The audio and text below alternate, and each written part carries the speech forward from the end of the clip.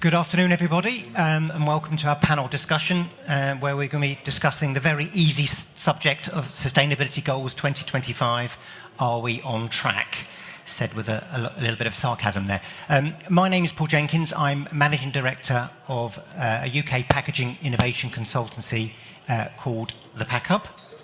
I would like to welcome on stage the following people: Vincent Moy, Ron Puvak, Dan Coppins, and Mark van der Berg, who are our panellists. Come give them a round of applause.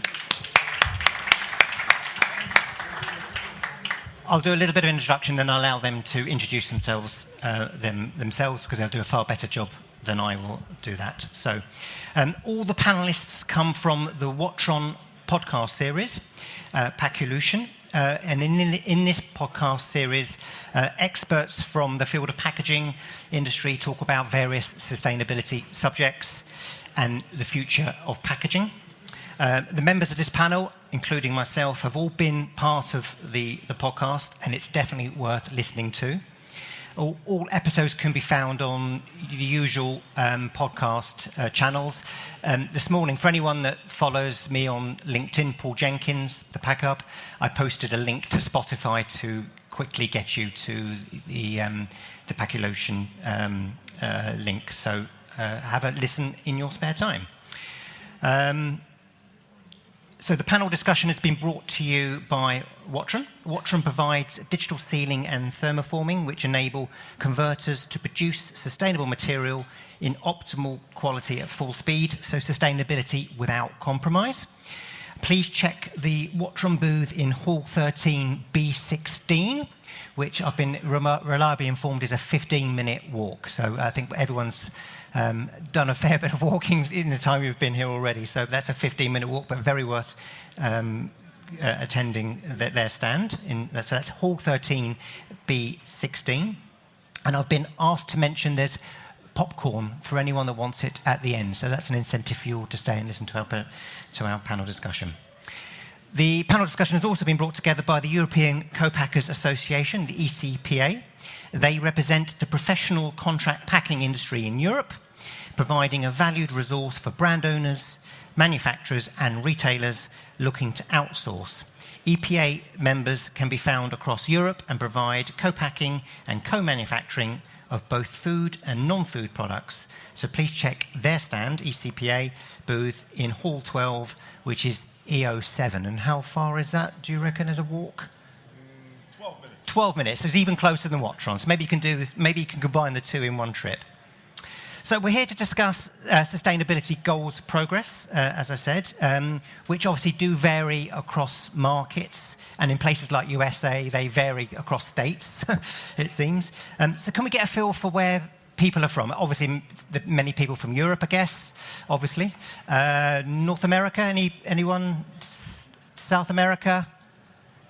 Africa? What have I missed? Asia? And Australasia? Full house, excellent. So we're not going to be able to talk knowledgeably about all of those markets, but we will. We've got a good cross-section of different people throughout the supply chain and also that operate in different countries, so they can give their perspective. So I last came. Interpack was cancelled 3 years ago. My last trip to Interpack was 9 years ago, and sustainability was a nice to have, I feel. It wasn't really the primary conversation.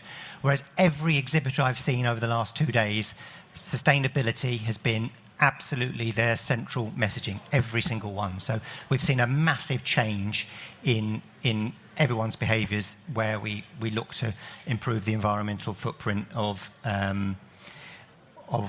packaging. So I think that's just worth pointing out, that sort of the changes that we've recently seen. So what I'd first like to do is get the panellists to introduce themselves so people can get a feel for who they are and what they do. So over to you, Mark. Good afternoon. My name is Mark van der Berg. I'm the Chief Commercial Officer of Interpack, a Dutch family-owned co-packer, contract packer business. And I'm heading up the sales, marketing, business development part. And sustainability is part of my agenda as well. Welcome. My name is Dan Coppins. I'm the packaging technologist for KMI Brands, a health, wellbeing and fragrance business in the UK. And I lead up the packaging technology, material science and sustainability agenda for the business. I'm Ron Puvak. I'm the Executive Director of the Contract Packaging Association, representing the North American market, Canada, Mexico, USA. And we are here in collaboration with the ECPA, European counterparts. It's been a 2-year effort journey to get here, and we're expecting a lot more things out of that. I've been in the industry a long time, and I won't tell you how long because I don't even embarrass myself. But in every form of packaging, and hopefully we can share some insights. Thank you. My name is Vincent Moy. I'm the director of Interpack by Veolia. We're a consultancy firm within the big Veolia group, and we support brand owners and packaging companies to ensure that their packaging can actually be recycled.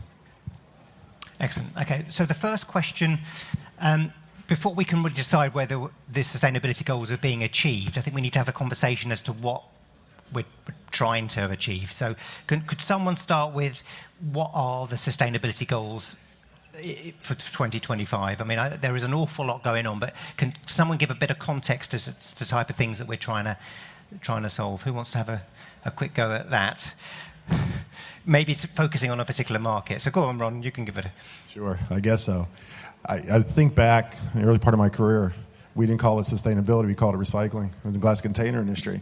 Spent a lot of time in Europe, and we'd take a glass container, I could throw it right back into the furnace and recycle it. We never thought it that way, and many furnaces at that point in time were using a lot of reused glass just to operate and lower costs, because it does lower cost. I think the confusing thing today is the bar continues to seem to shift for 2025. And I'll give you a different perspective in a few minutes about, co-man and co-packs, but in my overall perspective, and again, I've lived this is a passion area for me all my career, it does continue to shift as reality sets in. We can't meet some of the goals. We can't make the technology strides we need to. So I think that is probably, to me, the fundamental thing about 2025. We've got to be realistic and realizing there is going to be a shift. There's going to be progress, but there is a shift. Okay, Vincent, what sustainability goals are you working towards? Well, it's really supporting these brand owners and packaging companies that actually have made a lot of pledges to the market, ensuring that they want to have 100% recyclable or compostable packaging by 2025, 2030. And that's a challenge. Besides just simply the design for recycling, you always have to wonder if the actual recycling infrastructure is available in the markets that you target. So that really is a difficult one, and there we really see a huge growth in the number of extended producer responsibility systems worldwide, where new and higher recycling targets are set almost on a daily basis. So you mentioned the plastic pact, which is 100% reusable, refillable, or compostable packaging by 2025. I mean, Dan, is that a goal that your business is working towards? It's a goal that we're all working towards, I think, as a general industry and across all the industries that we work in. Some, it's obviously easier than others to meet these criteria, to change your pack to be recyclable, compostable in the right instances, and obviously there are arguments for and against each of the materials. But in some markets, it's easier. Some markets, it's harder. Different material choices. You are limited to what you can choose from a material point of view, based heavily on the formulations that you're using, whether you're packing food, whether you're packing, like myself, fragrance or cosmetic items are a very different market. So it's a difficult one, but we are looking to reduce everything that we're using within that. So your business is cosmetic, so that must be a real challenge, meeting some of those recycling challenges. It is, and we are reviewing the materials that we choose all the time, keeping up the latest technology and implementing that where possible.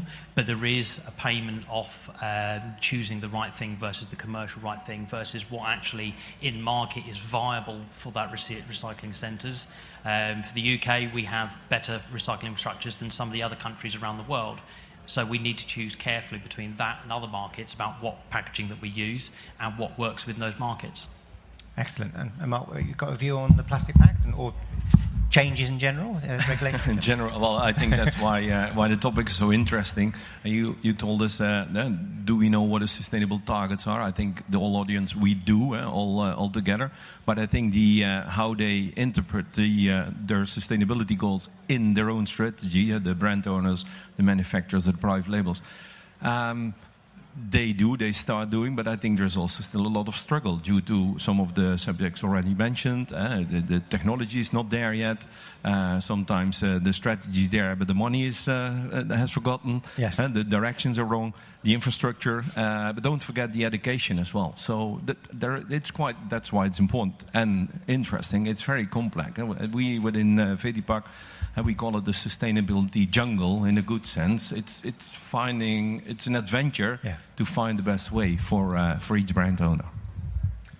I noticed, Vincent, you said the goal for 2025 or 2030. Are we starting to see a slip now? I mean, 2025 is not long away, is it? I mean, this is the crux of the question. No, 2025 just around the corner. But we do see that some companies, but also some legislation has been put forward also for 2030 with some higher goals there. So the journey continues even beyond 2025. Okay. Anyone else want to go?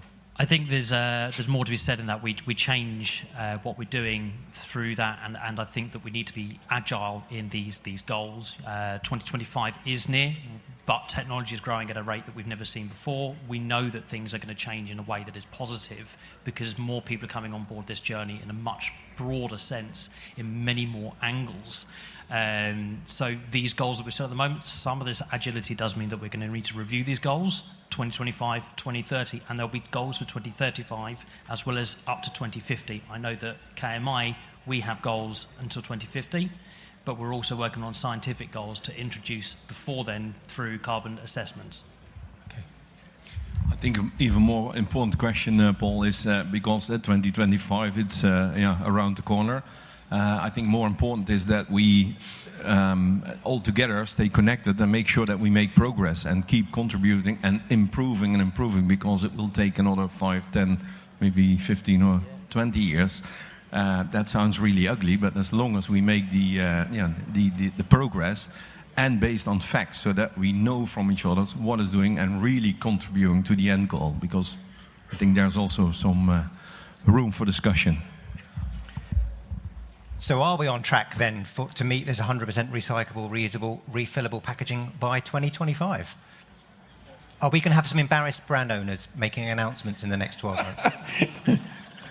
And retailers? Well, the obvious answer would be to say no, but that'd be unfair because there are, rays of hope, there are channels. My career, again, long term, I could not define sustainability for you right now. If you said define sustainability, I couldn't do it. But if you give me a silo, a particular silo or a category, I can probably do a pretty good job at it. But in a general sense, you can't. And that's kind of the conundrum we have as a contract packaging organization, as members, is our help or assistance with sustainability is marginal because we don't define the package. We don't define the process. We don't define the product. We execute to what somebody else demands. Now, we are part of the circular economy, and I want to bring that in a bit, where we do feel that we can help. Bring your needs, your wants, your new materials, and work with us as a partnership to say, how can we make this better? How can we improve this? So I think there's, from your perspective, the simple answer would be, no, we're not going to make that goal. But in reality, there is progress, or has been. I've seen it in a lot of different formats, and not just in plastics, but in other materials. If I may add to that, indeed, there is huge progress going on. You can already see it here at the fair. Circularity, recyclability, it's really a key issue for most of the companies here. And you also see that they often have done the right things to prepare for that. Not always. Sometimes I still have questions about what they claim.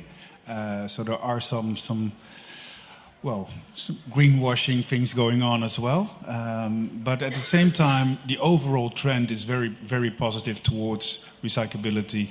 And with that, at least we're on the right path.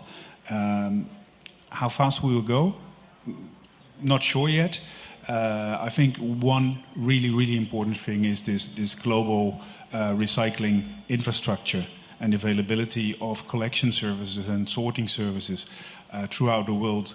I happen to live in Europe, in which the overall recycling infrastructure is pretty well developed. And I feel really privileged with that. But I do understand that for brand owners who put their products on the market in other territories where there is no recycling infrastructure, where there is no collection system going on, it's quite difficult. Yeah, I would like to comment on what is mentioned. And of course, I'm from the co-pack and contract packing branch, so I have to stand behind them. But although we are not setting the agenda and not setting the sustainability strategy of the brand owners, but I'm a big believer that we can add a lot of contribution to their agendas. Because the business we're in, the brands we are in, it's 56 years old, so quite mature, although it's still a young but I think we're quite mature.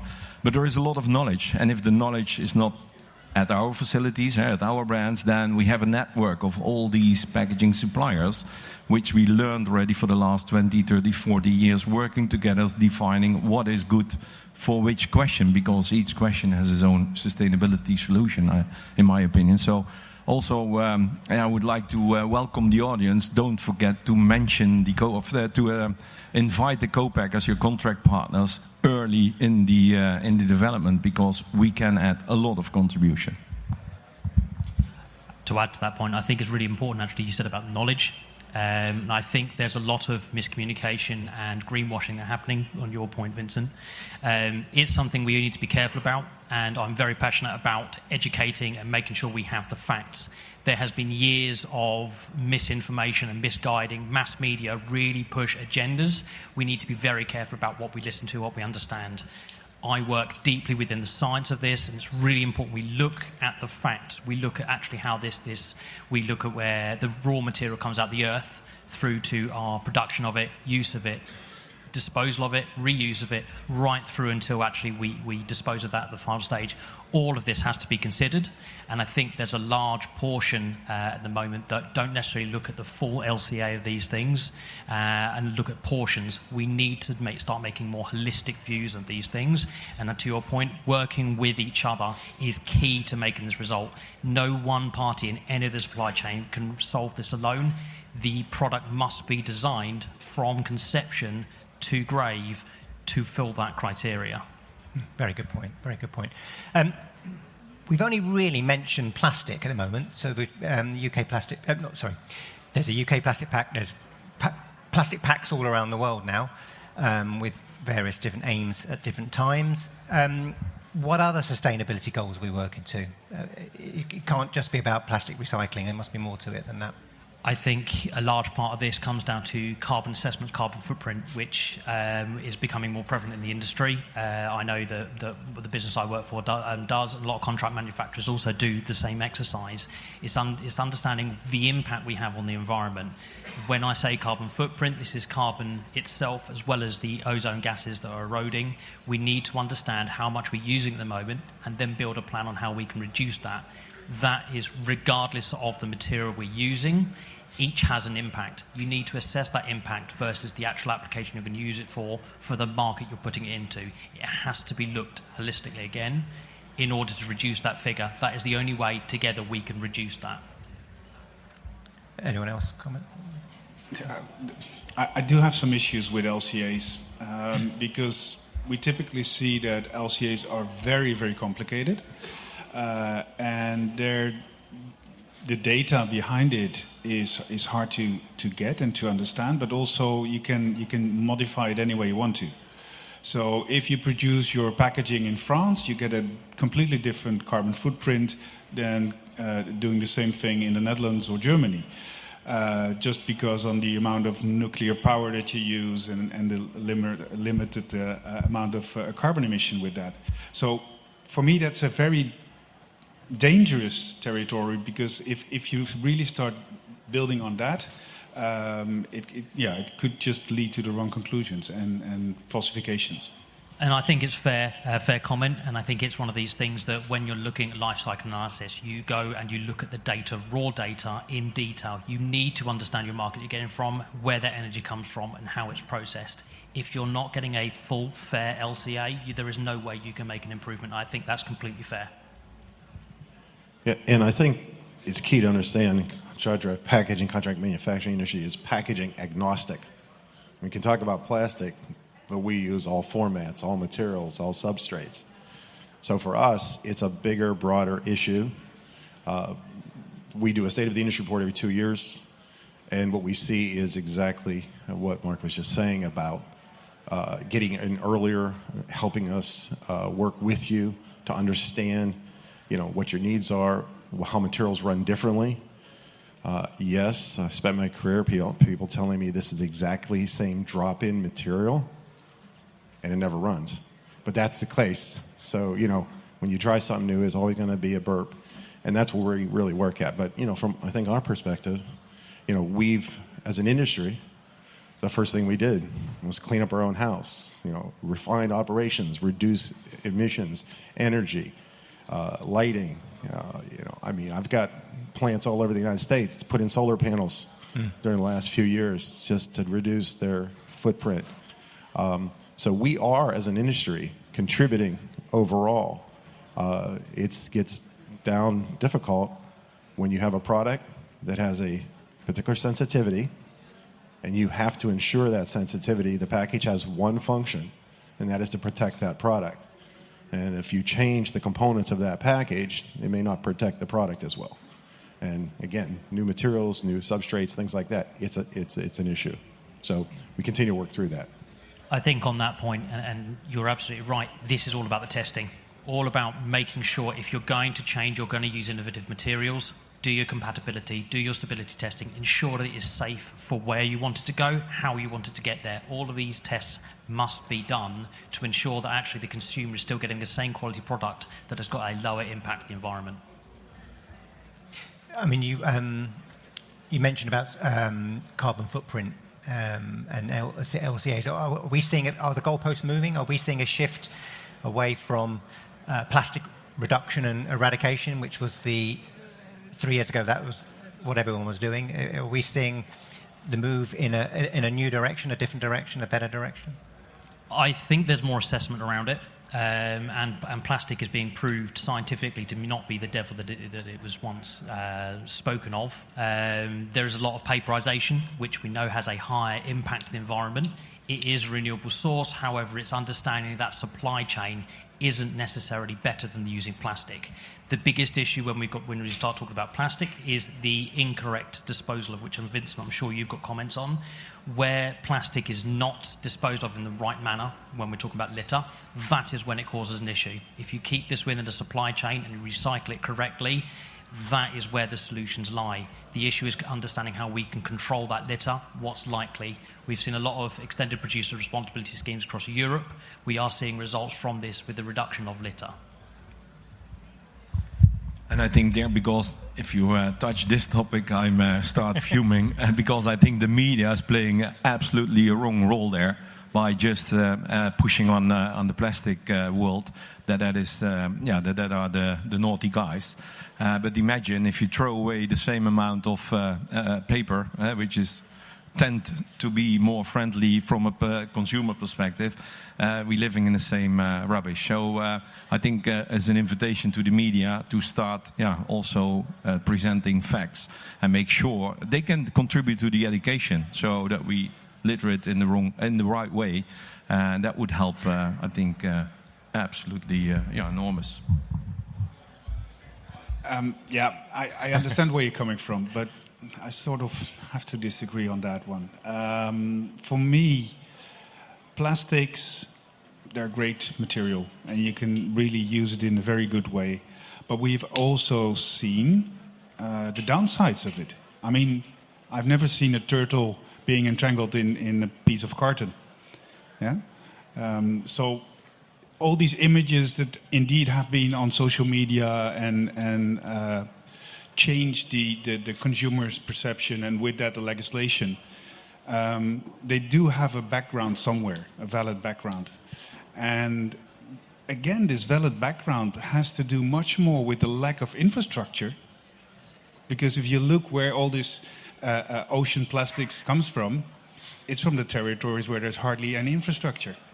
So, and then you come and look at, okay, what could be the role of packaging companies, of brand owners, to really ensure that this infrastructure is available in those countries where I'm actually putting my products on the market. And that is something that it's too easy to say, well, yeah, they're bashing plastics. It's also looking at how could we have prevented this from happening.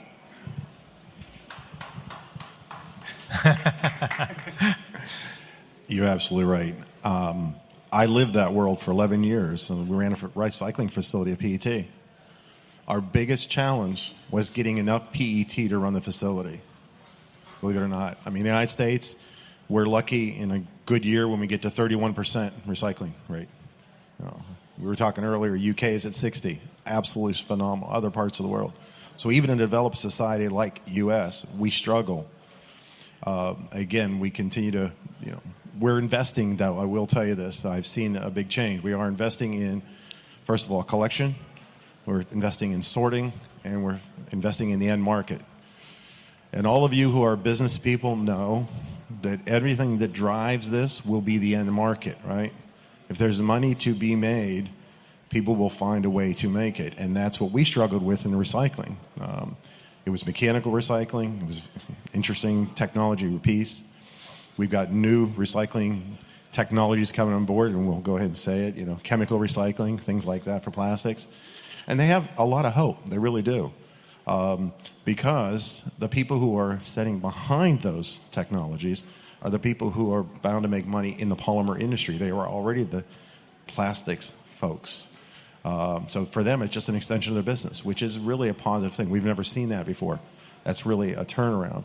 And we do see the brands and everybody else starting to invest in these particular technologies to help us out, at least in the United States. And we still have cities that have abandoned recycling. I visit my son in Roanoke, Virginia. I'll call them out now. They have no recycling. Everything goes in trash. And that's a city of 200,000 people in the United States, and everything goes in trash. And I cringe every time I visit them. And that's because there's no money. It costs them. It costs the municipal facility more money than they get out of it to run it. That's the problem. So what are they doing wrong? Because first of all, they're. We talked earlier about education. We really should go down that path because I think that also fits to the thing we just talked about, and we could talk a long time about this. Education of the consumer, education of the government, education of everyone in the chain, honestly, even at the brand level. People who are in packaging, I found, don't always know everything they know about packaging. I'm learning after 48 years. Oh, God, I said it. Sorry about that. Anyway, but it's education across the chain. Does the material work the way the old material does? What do I know about it? Yes, we love to say to marketing, we can do anything you want. We'd love to be able to do this, but it may not work. So education of the consumer to understand that is not waste. That's a valuable commodity. It's a resource. The municipalities and the governments to realize what they have to do and how they can fund that effectively. And I think those are a couple of the big things. I mean, we've got to get more education in the people who are handling the products. I think an extension on that as well is it's getting the right people to provide that education. People within the industry, so the people guys up here, we have a reach within the industry. We can speak to you guys, this is why we're here, this is what we're doing, this is the reason we're doing it, to help you guys understand more and inviting questions.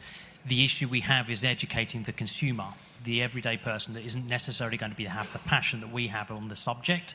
This is where we need the support of retailers, shop fronts, everything like that to spread that message and spread the facts. We need the media to come on board and help support what we're saying and give more scientific data rather than rumour. For me, we can inform everybody till they're bored, till death. I mean, there's only one thing that we really need, and why are these American companies struggling a bit with the plastic recycling? There's no business case. The business case is very challenging because typically if you collect a bag of packaging waste from a household, or just collecting it with a big truck, a driver there, and you collect 5 kilograms of material, which is a complete mix of different materials, it has no value. So it has a negative economical value. And then you still got to do the sorting, and then you got to do the reprocessing. And yes, at the end of the reprocessing, a part of everything you collected has a nice value, and some others you still have to get rid of and incinerate or burn. Why doesn't this work, and why does it work in some regions? And that is because there's EPR, extended producer responsibility, where the producers, for every kilogram of material they put on the market, they pay a certain fee, and all these fees together are used to pay the business case. Because that's the only way you can really make this work for this type of material. If we're talking about recycling of gold or precious metals, we don't have this discussion. Because the intrinsic economical value is in the material, which it's not for packaging. I mean, we could move on to the conversation of EPR, couldn't we? I mean, that's another hot topic. I mean, we've half an hour of discussions about sustainability without mentioning EPR. Does someone want to... the UK is struggling to get something... I mean, Dan, do you want to comment on the challenges of EPR from a UK perspective, an operator? From the UK, the EPR comes in from next year. We know that it is in theory, absolutely. Yeah. The idea is, of course, that we then pay as a brand owner. So, for example, KMI, we own brands, so we are responsible to pay the full cost of the recycling process. That's curbside collection, litter picking, and recycling itself. That bill is going to come from us. Obviously, this is going to be passed down to consumer. We know this is going to happen, but if that money collected, which is up to 10 to 15 times more than we're paying for the shared responsibility system, that is multiple of billions of pounds extra going into that infrastructure building, which is key to development. EPR, in theory, if it comes in on time, can solve a huge amount of issues that we see in the infrastructure at the moment. It's just relying on that money being spent in the right way. Do you have views as co-packing? Yeah. I was a convert to EPR, okay? I fought it for years, Forced legislation is not my thing. We're U.S., right? We want to be free and independent. Don't tell me what to do. But I'm coming around on EPR strongly for the simple reason is that we do need to fund a business case. We need to find a way, and if people aren't going to do it, we've got to put a little bit of a skin in the game. EPR is going to hit the United States very hard this next year. We've got 16 bills in legislation across 50 states. And there's at least another 20 bills being considered across there. And we've got a few states already have it in place. Now, in the United States, don't know what's happening here in Europe, contract packers are going to get hit. Because if we produce the product, we will get hit. So we are paying a lot of attention to this. We're trying to figure out how to make this work. And our biggest problem is, and I think we've had this discussion before, we don't know how it's going to work. And they don't define it how it's going to work. There's going to be an independent organization that's going to manage these funds who, A, from an education standpoint, doesn't understand packaging, doesn't understand the process, doesn't understand recovery or recycling, and they're going to manage the process. I think that could be a problem. So those are the things we're looking at, we're fighting, we're trying to figure out how to work through those. But it's coming, and it's going to be there, and we're going to live with it, and we're going to have to adapt to it, without a doubt. I'm looking forward to your answer on this. No, but it's true. It's especially in the US now, it's getting very complicated because every state wants to do it its own way. We're following this very closely with our country reports and in this case, of course, state reports. But in the end, they're moving forward. and they're getting there already. I think it's implemented now in seven states, and it will grow there. I mean, I sometimes hear about also for the UK. It's quite difficult to make this work. Well, there are plenty of countries where this is already running, so it shouldn't be that hard to copy and reuse. I mean, we always try to have reuse first and then recycling. So why not reuse this and really start making this work in other countries as well? Because I think EPR is not the only contributor to the solution, but I think, unfortunately, I think a necessity to force it, because, who's otherwise paying the bill and making sure that the investment goes back in the right way, because that is needed. Infrastructure, all the things are mentioned, and I think we have to pay for it in the chain. Yeah, and the only history we have in an EPR situation is we had bottle deposit laws. Now, you had deposits here in Europe for years, but we had only certain states that had bottle deposit laws.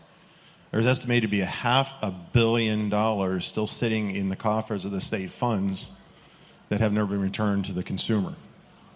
So when you have those kind of issues, and you look at it and you say, okay, here's another program, how are we going to manage this? We don't have a program, but how are we going to manage it, and where are those funds going to go, and how are they going to be spent? So that's probably our biggest challenge right now as EPR comes on. And you're exactly right. There'll be 50 different laws, EPR laws, in the United States, because the federal government has decided not to get in and get involved. So it'll look a lot like our liquor control system. Those of you who have ever visited the United States know what I'm talking about. There's 50 different laws to control liquor, and each state is different. And that's what we're going to see in EPR. That alone becomes a headache for somebody who is contract packaging, contract manufacturing across multiple states. Maybe have 7 operations across the state or across the country, things like that. So it becomes a problem. And it would indeed be great to have some more harmonization throughout all EPR systems. Oh, sorry. And Europe can still do a lot more on harmonization. Absolutely. For me personally, I would love it if we would stop talking about extended producer responsibility and actually call it extended consumer responsibility, because it's the consumer who's paying in the end. And you're basically taking care of his waste. So what we notice now very often is that the package or the brand owners say, yeah, but we have to pay so much on these EPR fees. It's not the brands that are paying; it's the consumer that is paying in the end. And with that, we sometimes see some false changes and ideas from the brand owners about their responsibility, and they really think they own the EPR system, whether they're actually providing a service for their buyers, for their consumers. I mean, is it really as easy to say that consumers will pay? I mean, I know the reality is there is extra costs, but I mean, in the UK, our inflation rates are over 10%, and all brand owners will be really sensitive to any price rises. So, I mean, is it right to say that it'll just be passed on and that will be accepted? I mean, it's not going to happen. We can't pass it on. You're absolutely right. In the UK, we're financially in a position where we're not able to raise prices, as often as we would like to, in order to keep in contact with paying these fees off. But also, I think that marketing this as a consumer responsibility, it's a hard sell. You'll never be able to get that on board. It needs to be seen as a producer. A lot of consumers that I've spoken to on this topic are very passionate that the responsibility of your packaging comes to whoever's got the brand on the pack. Rightly or wrongly, trying to tell a consumer that they are responsible for it isn't necessarily going to get that buy-in. It's about using that right language to understand and kind of bring them on board. And I think by asking the producer to take responsibility on that supports the consumer. Yes, it is a consumer pay at the end, and absolutely, yes, it is a consumer responsibility, but our job in design and in the packaging as a whole is to make it as easy for them to manage that as possible, so we are taking that responsibility on. Yeah, agree to disagree. I mean, it's a nuanced thing, isn't it? I mean, but certainly the challenges of passing on the cost to consumers is not an easy one. Certainly not. We talked about recycling. The UK at some point is going to go for deposit return schemes. I'd just be interested to get the panel's view on how that improves recycling or not. I'm undecided whether it's a good thing or not, so I'd like to find out what you think. I think it's largely a perception on what industry you work in as to whether this is a benefit. My view on deposit return scheme is very much it is a benefit and it gives a financial value to that material, a very clear financial value. So PET, for example, we know is a heavily recycled material. It will tell the consumer there is a value to this, you have a value within this. The risk of this process is that you're going to be taking PET out of the curbside recycling process and sending it to specialist centres, which then could damage the profitability of the recyclers themselves. Does anyone have a view where it's been in market? Well, I think it's the biggest advantage of a deposit return system is the actual collection rate, which is much higher than with curbside collection of mixed packaging. So going from 50 or 60% collection in the top countries, you go to 90-95% collection rates, which is obviously adding a lot of value in the value chain and keeping a lot of good materials in there. So for me, that is the biggest advantage of deposit return systems. Yes, there are some downsides as well by taking out some materials from the overall flow, but from both quality perspective and the volumes, I think it's perfect. And presumably littering is massively reduced as well. Well, depending on what kind of packaging you put your deposit return system on. I mean, if you're talking about the large soda bottles, they're not littered that often. I mean, it's the smaller bottles that you find in the environment or on the highway. So it's really depending whether that makes a big difference or not. Everything that is consumed at home typically will not be littered. Yeah, it's only the out of home usage that creates this littering effect. Okay. Any other comments? Yeah, I was thinking what I could add on that, but I think most of it is said. But I think it's important because the higher the yield, the more value comes out of it. But also the industry to teach and learn to even more create more value out of the stream. So I think it has an accelerating as a potential to it. So I think it's absolutely a necessity. Yeah, we didn't really see the bottle deposit laws increase significantly the amount of recovered materials. We saw a little bit of a hit, maybe 5-10%. People still weren't bringing packages back to the retailer, things like that. On the refillable side, returnable side, yeah, different story. I mean, that's kind of there. So I think it's, again, it may not be a singular fold. It's going to be a multi-fold. Mixed recycling we have in the United States, and this is terrible for me to say because I was sitting in that industry, is a failure. It doesn't work. You know, everybody in the United States wants to go to one bin, put everything in there, and let somebody else deal with it. And that's not going to work. There are communities out there that have put in, recycling a la like it is in Germany. You know, this goes in this goes in this goes in this, gets to this. So it's sourcing it at the source, separating it at the source, and like getting the consumer involved. And I think we get back into this education thing where the consumer says, you know what, you're right. For me to be to contribute, this is what I have to do. I got to learn how to do it. It may be painful, but it is. I think it's got to happen. And you're right. And Ron, it's education and learning, but also teach with facts what is going on behind and why we ask and why we have the necessity to contribute as a consumer. And that means that we have to try to make it as transparent as possible so that the consumer get the facts why we all asking for that. And it's our role to contribute at, let's say at the source of the last part in the chain before it gets littered or returned. Okay, I've got so many other questions. I've only got a little bit of time left. We haven't discussed refillable. Maybe a question from the audience. That's to come. That's to come. Refillable and reusable packaging. I'm a little bit confused by my visit so far at Interpack, because I've been to lots of stands and yet I've seen absolutely no refillable and reusable packaging. Well, I say no. I've seen very little, and yet, through my company and our innovation zone, I'm tracking lots of examples in market and being developed. So what's people's views on that as an opportunity to meet sustainability goals? It's a very interesting topic, and it's refillable is quite a young market. It's not been around long. It's been tested. The KMI have tested this through our fragrance business, and it flopped. This was about 5 years ago. They had a refillable fragrance. The problem with fragrance being it's a premium product. People don't want to have that extra requirement. They want a finished pack. When it comes to looking at other cosmetics and other products, refillable and reusable, a lot of what we're seeing is actually refillable or rechargeable.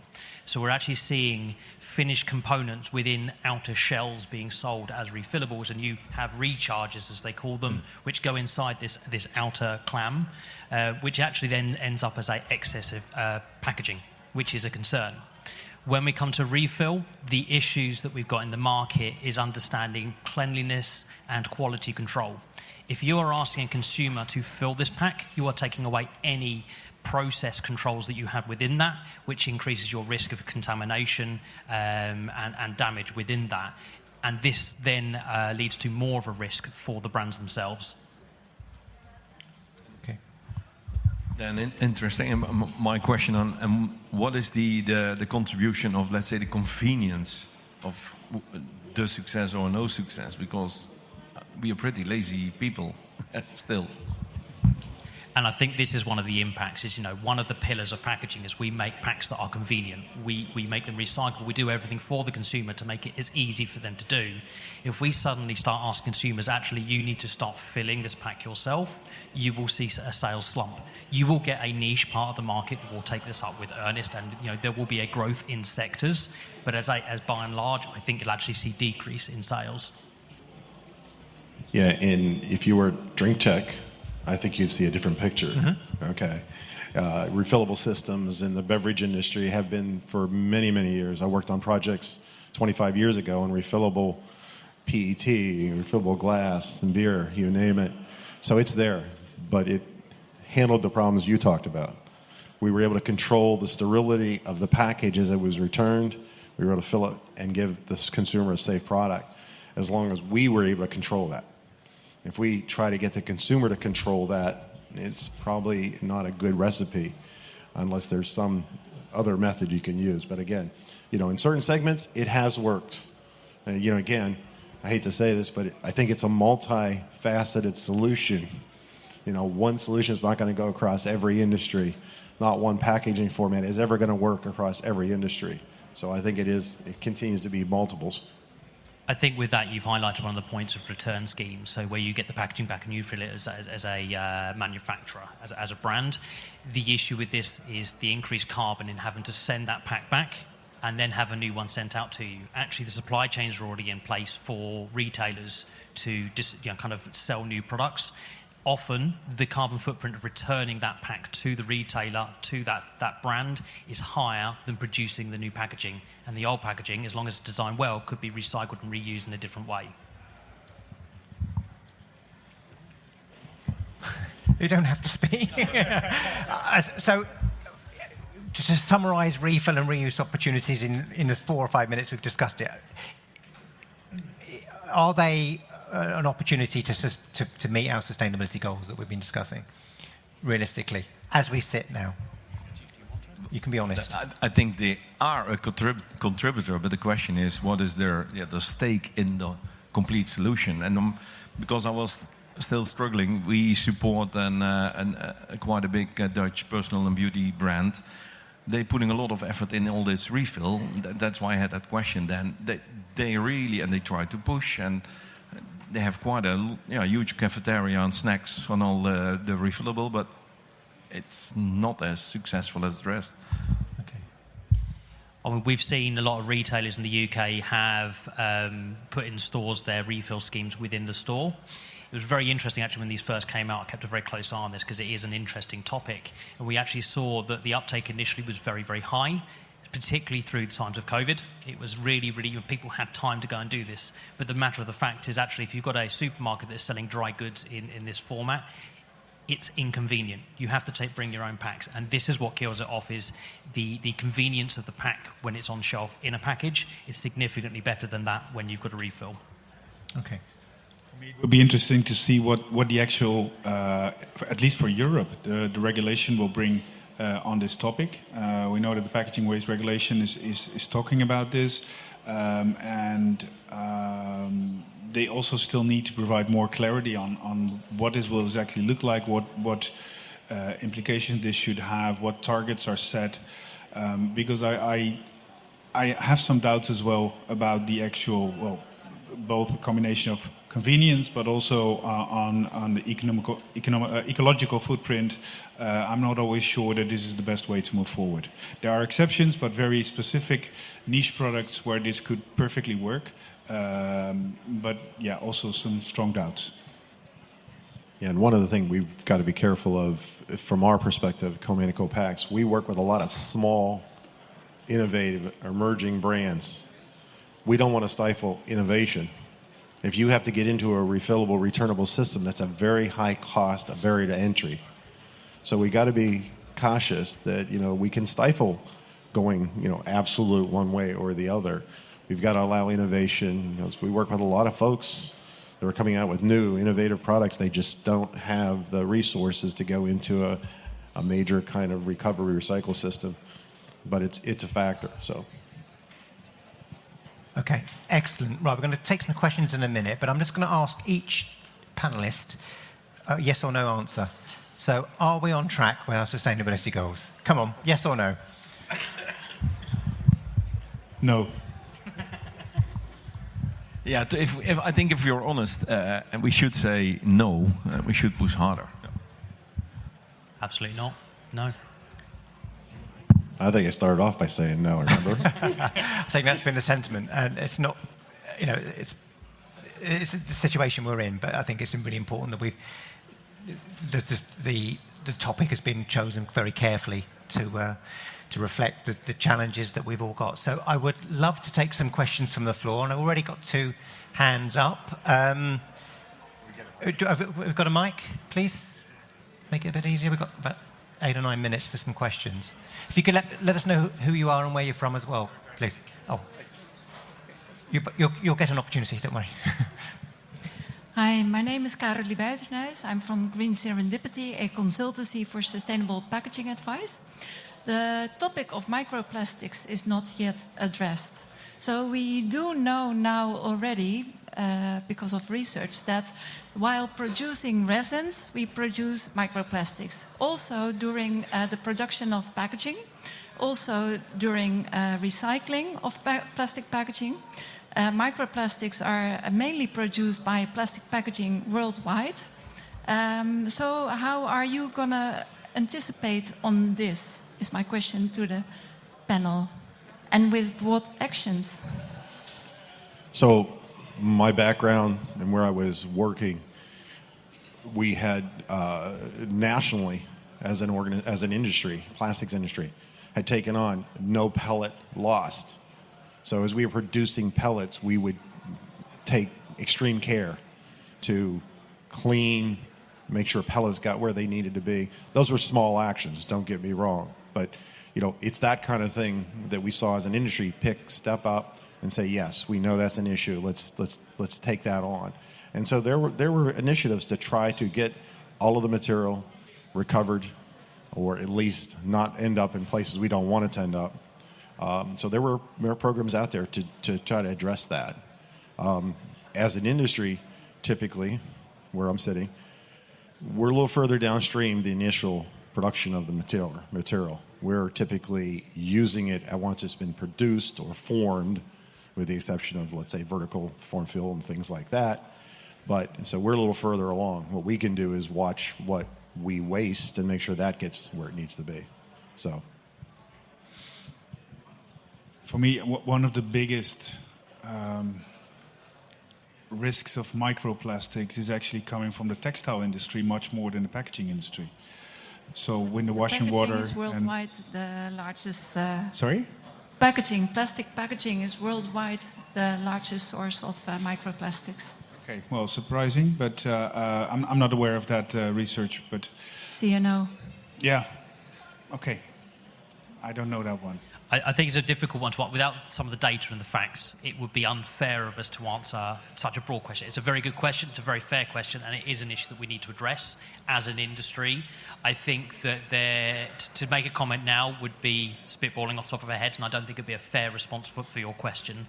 I think that, but come see us afterwards, have a conversation, and we can look at the research, we can understand, and we can actually give you some more guided answers as opposed to just guessing an answer. I don't think that would be fair to answer. Yeah. Oh, you're definitely next. I don't need a mic. Okay, go for it. I'm Tony Spencer. I am Director of Content. I'm Director of Content for Avant Food Media, and we focus on bakery in North America. And I have so many questions. But, okay. So I guess like the simplest question, if we're not on track, is it more realistic to adjust the timeline or to adjust the goals? Do we need to adjust the goals to be That's a good to achieve sustainability in 2025? Or do we want to stick with the goals that we have and be more realistic about how long it's going to take us to get there? I'm not going to give a direct answer to your question, unfortunately, but I think even more important, before we answer your question, is that we try to achieve, that we agree on, that we put more effort. So the industry of research, the education, we are part of members in the chain. And then the question is, what is better, prolonging the period or the other way around? But I think some commitment, building facts, so closing the network with all the contributors, pushing further and understanding what are the next steps to reduce, if it's CO2, if it's waste. I think that's, in my opinion, even more important, often a more important question to answer, but I don't want to ruin that. I think it's one of those, as technology has changed, as do the goals. I think that we are in unprecedented times, and we were speaking about this earlier. We've seen more technological changes in the last 20 years than we have in the last 100. And we are progressing at a speed that's never been seen before. Yeah. So what our goals were when we set them, and a lot of goals were set a couple of years ago for 2025. I think that it's understanding the agility of when we need to change these and educating the consumer why we're changing them. I think there's a large fear in the sector as a whole, globally, of brands don't want to change those goals and look like actually they're making an excuse why they failed to do something. What that education needs to be is an explanation as to the science as to why we're changing them, what that change means, and educating on how we're going to make a better result by changing those results. Okay, yeah, that makes sense. Okay, I think we're out of time, so sorry. I'm sorry. Thank you so much. Ron, Dan, Mark and Vincent are available to chat now for any further questions. I would like to thank all my panellists for an excellent contribution. That was the fastest hour I've had this weekend. It was absolutely fantastic. Thank you very much. Round of applause.